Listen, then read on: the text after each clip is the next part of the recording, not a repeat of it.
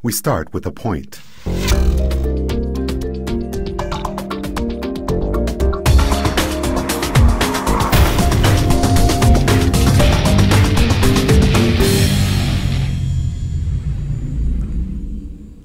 Hi, it's Rob Bryant, and welcome back to the Imagining the 10th Dimension video blog. And we're going back into a series of videos that we'll be doing about the poles we've been running over at the text version of this blog. You can get to that blog if you go to 10thdimension.com/blog. And there's polls running there right now, I'm sure. But these are the older ones that we're looking at. The current one that we're going to be talking about today ended on January 13th, 2009. And the poll question was, physicist Sean Carroll says our universe is a temporary deviation from symmetry. This means that before the beginning and after the end of our universe then is really the exact same state, enfolded symmetry. So 70% agreed with that. I've talked many times about Gavin Gurbrand's amazing book, Everything Forever, Learning to See Timelessness. The fact that Gavin is no longer with us, but asked me to take over the promotion of his book since his death, has nothing to do with my mentioning it here. As I've been saying since I first came across Gavin's work a couple of years ago, his is a groundbreaking text about the nature of the multiverse, and he provides us with remarkable insights into understanding the underlying enfolded symmetry state that our universe both comes from and is headed towards. Gavin's work dovetailed very nicely with the logical ways of visualizing the 10 spatial dimensions I've shown to the world with my project. And Gavin was even so kind as to devote a few pages of his book towards describing how well he thought our two approaches fit together. In the 3 years since my book was published, I've been using this blog and the 10th Dimension Forum to catalog the many advances that have happened in the work of theoretical physicists that appear to be moving us towards the same understanding that Gavin and I had been talking about when we wrote our books.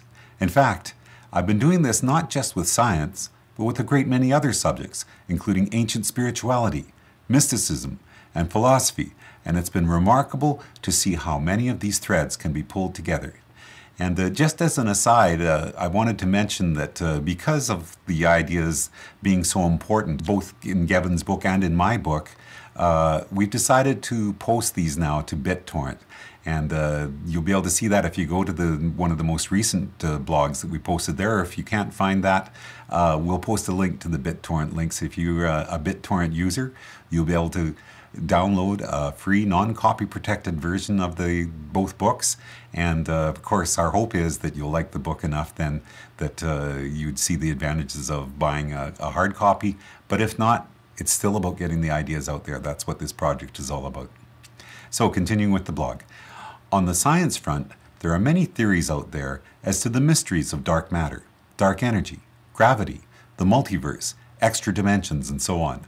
When I see a viewpoint that has resonances with what Gavin and I pointed towards, I promote it. Does that mean that I'm picking and choosing? And when I come across a new theory that might oppose the direction Gavin and I were heading in, I generally don't report it? Of course. In the same way, a scientist who's adamantly convinced that there are no extra dimensions is more likely to pursue theories which exist only within the 4 dimensions of space-time. Which brings us to physicist Sean Carroll, whose work I paid tribute to in a blog entry called Time in Either Direction. I also talked about Sean's ideas in my entry, Scrambled Eggs, and in my blog entry, The Big Bang and the Big Pie. The poll question that we're looking at here is about a theory which Scientific American attributed to Sean Carroll, but his theories are easily connected to an idea that has been promoted by myself and by Gavin Gurbrand. I would sum the idea up like this. There is a way of thinking about the fabric of reality which is outside of space-time, in a place where the wave function of all outcomes for our universe happens simultaneously. As we mentioned last blog entry, physicist Tim Palmer has just published a paper where he calls this idea the invariant set. Once you have that image in your mind, it becomes possible to visualize how our universe is a temporary deviation from an underlying symmetry state, which exists both before and after our universe, in a state that is outside of space-time. Now, if you're reading in the text version of this blog, we'll provide a link to a PowerPoint presentation from Dr. Carroll in which he talks about the nature of time and space and how a universe as unlikely as our own could spring from the multiverse. Sean Carroll is also a regular contributor to the science blog Cosmic Variants, a good place for lively discussions about the nature of reality. Check it out. You'll notice when you go to the link that we provide for that PowerPoint presentation that Sean calls his site preposterousuniverse.com.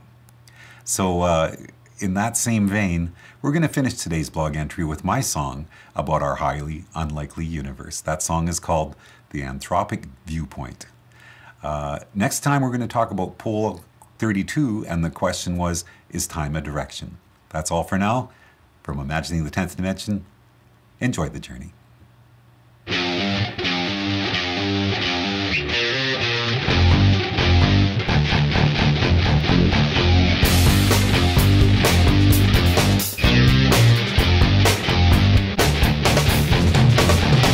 Pay no attention to the man behind the curtain.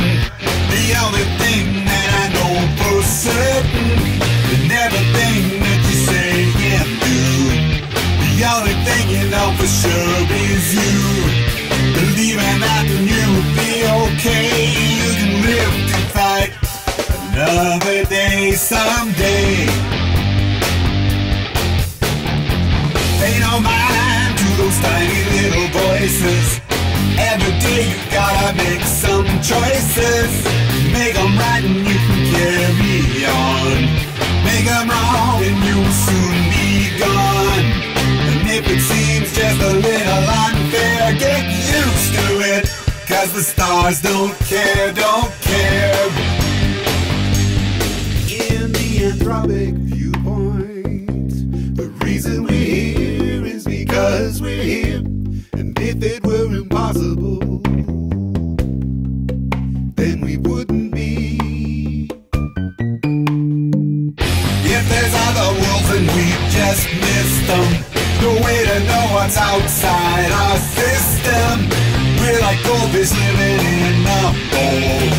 What's beyond that we can never know. All we can do is theorize, 'cause we can never get outside, outside. In the Anthropic Viewpoint, the reason we're here is because we're here. And if it were impossible, then we wouldn't be. So here we are in the hydrogen conspiracy. That's the way that it certainly appears to be. What's the reason? Where's the rhyme? How'd we end up on this line? All those other possibilities, they're just as real, but they don't have me. It's no big deal, not worth the fuss. They're just as real, but they don't have us, have us.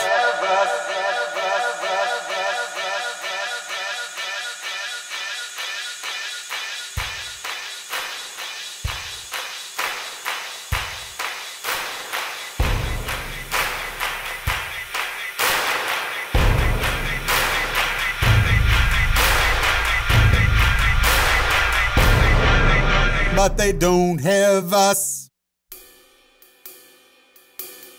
In the Anthropic Viewpoint, the reason we're here is because we're here. And if it were impossible,